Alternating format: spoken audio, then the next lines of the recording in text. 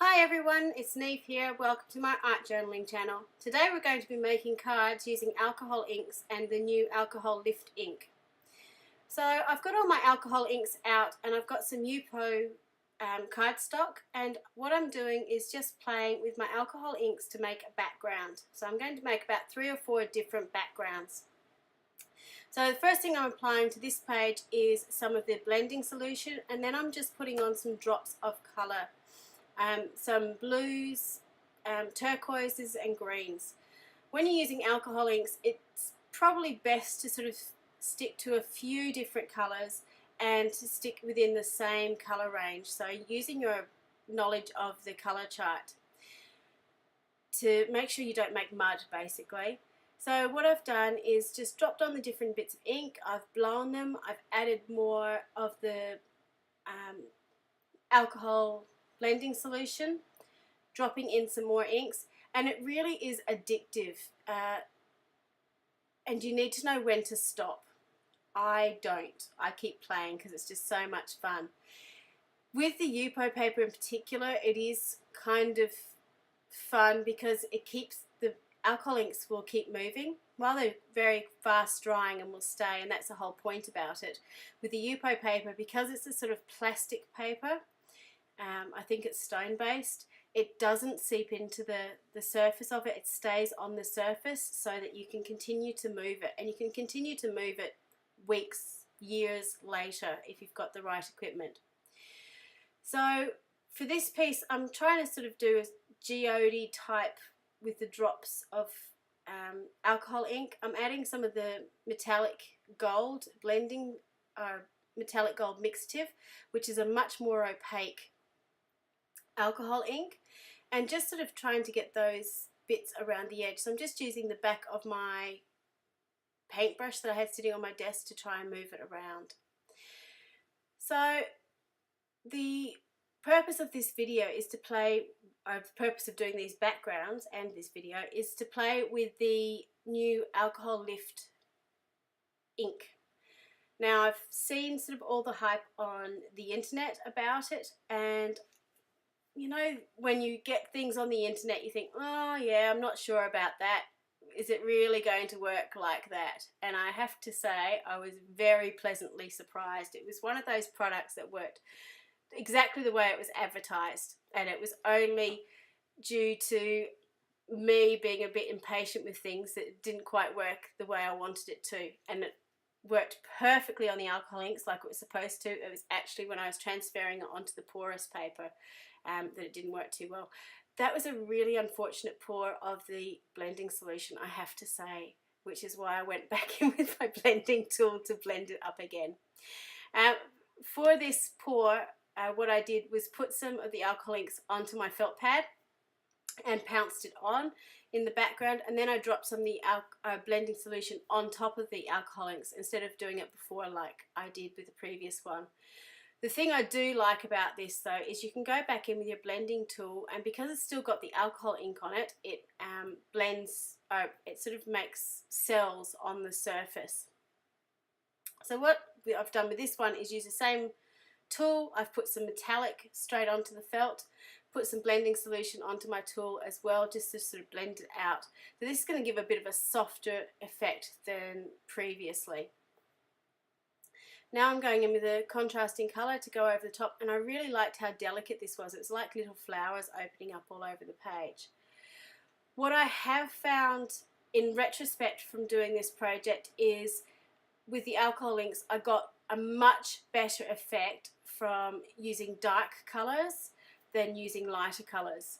The lighter colours gave you a really subtle effect in the background. The dark colours gave you that really strong, bleached out look. So if I was doing this again in future, I would go towards doing the darker colours and having that bleached out effect. While I like the other ones, that darker effect was my favourite, which is what this one was turning out to be. So again, I'm just playing around, doing stripes. You can do all sorts of things with your alcohol inks. There's no right or wrong way to apply them or to do them.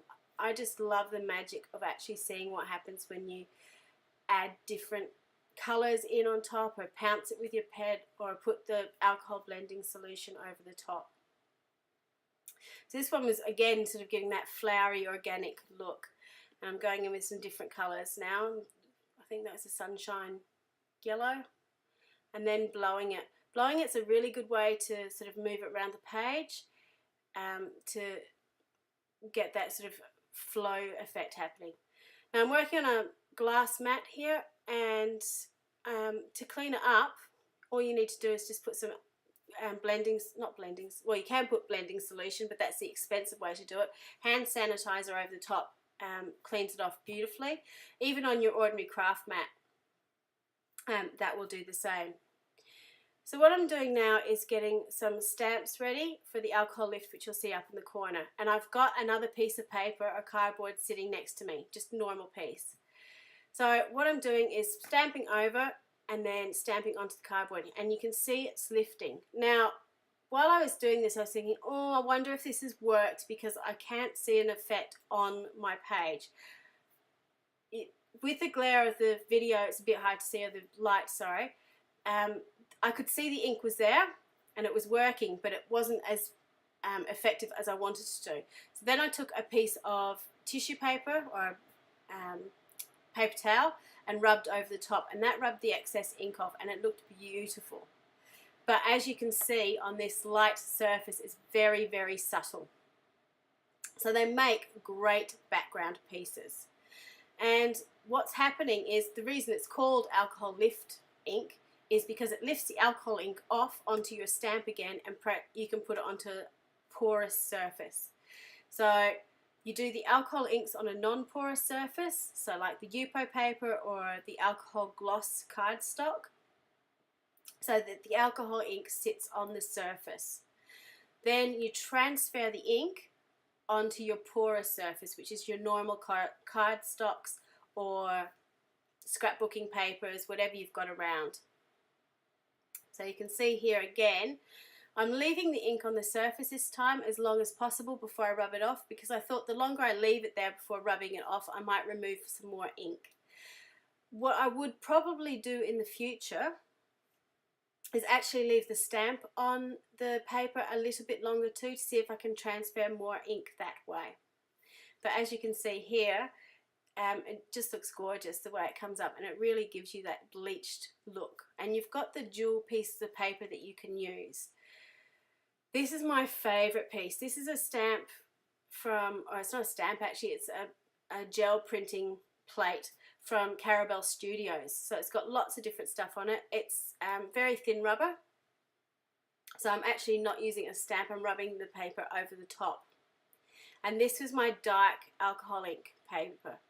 So you can see it here, and now I'm putting my paper over the top, again rubbing to get my impression. Once I saw how much ink had lifted off onto my paper, I knew I'd be in for a good print, and you can see it here, it just looks fabulous.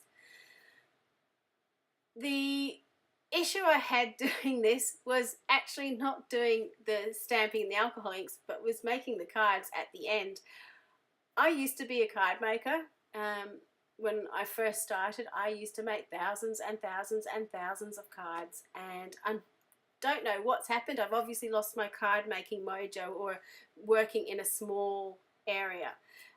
So that was my real challenge for this project. This whole process of doing the backgrounds and doing the prints only took about half an hour. The card making took about 2 hours. Which was really frustrating for me, because I do like to work really fast. This print didn't work as well, and I'm not sure why. I think I didn't leave the ink on long enough, and I didn't burnish it down onto the page long enough. So I decided to do another print to see if another print over the top would work, and it does. The only issue I had with this was I don't clean my stamps very well. So this stamp had black alcohol ink, not black alcohol ink on it, so black permanent ink, the archival ink that you see there, which is what's transferred over onto my page. So that's why it looks a lot darker than it does in the print. However, on the print itself, on the alcohol paper or the Yupo Yupo paper, you can see when it's rubbed away, you get that bleached out look. So it's only transferring onto my second piece of paper that I get the black being transferred as well. I quite liked the double print effect of this one.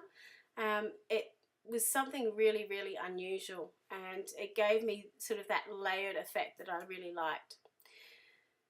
This piece worked well, except when I transferred it over, I was having real difficulties with stamping these stamps, and I was wondering if the alcohol lift ink wasn't working very well with the polymer stamps, the clear stamps. In reality, I think there was a dent in the stamp, and that's why it's getting those patches to it. And it was being a little bit particular about how I stamped it. So that's why I tried a few different ones. It actually worked on the alcohol, the Yupo paper. It just didn't transfer over onto the porous paper very well. I got a really, really subtle effect. Sorry about the flare on there. That's terrible. So you can see here, it's bleaching out okay, and it's doing a really nice job. And I don't mind that it's not perfect on this, because the background is so busy, you can't really see where the differences is. The difficulty I had was transferring that really subtle colour back onto the porous cardstock that I had over on the other side, which is a bit of a shame, because it would have made a really nice background, but live and learn for next time. So these are my finished pieces, and you can see the dual companion piece to each of them. Again, that strong purple one is my favourite. Probably the pink one is my second favourite. Here's a bit of a close-up so you can see how the whole process works. Now, again, I'm not an expert in this. This is me just experimenting with a brand new product that I've fallen in love with. It's given me a new lease of life on how to do my alcohol inks. These are the cards I ended up creating using the alcohol lift ink.